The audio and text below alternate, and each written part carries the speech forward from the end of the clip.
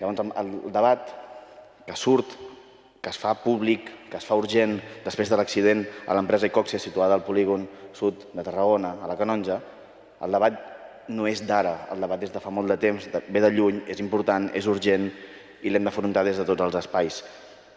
Crec que només hi ha amb una simple reflexió podríem acabar el debat i podríem passar a parlar dels acords, i és que existeix una terrible banalització total i absoluta per part de l'administració pública del que suposa viure en una zona del risc d'accident químic, com és el de les comarques del Camp.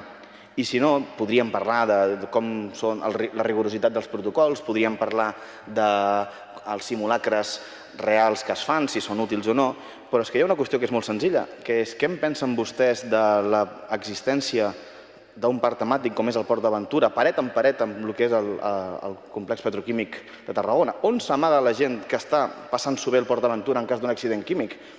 De què serveixen els protocols? De què serveix el debat sobre seguretat, sobre emergències, sobre si les alarmes van sonar? De què serveix si després ens ho prendrem així?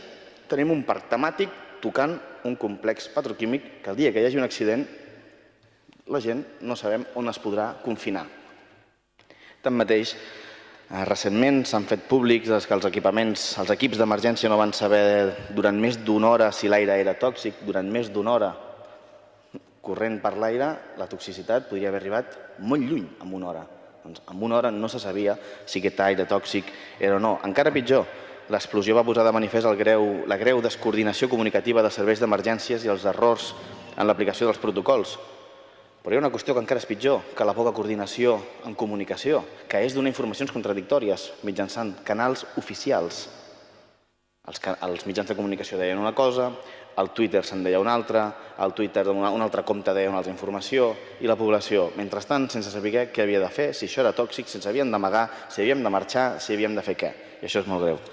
El debat és complex, abans n'hem parlat, podríem seguir-ho fent. Hi ha dues vies en paral·lel que s'obren ara mateix. Una és la investigació, depurar responsabilitats i, sobretot, que és el més important, sobretot, canviar tot allò que no funcioni.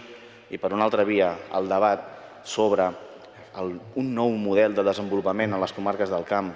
La petroquímica arribarà un dia que s'haurà de tancar. No es pot tancar el dilluns vinent a les 9 del matí. No, evidentment que no. Però tard o d'hora s'haurà de tancar. Hem de decidir quin model productiu d'energia volem tenir, de producció d'energia, si volem energies verdes, si volem trobar altres fórmules, és igual. Però és un debat que ja avui hem de començar, perquè si no l'haurem de fer de males maneres i el faran per nosaltres.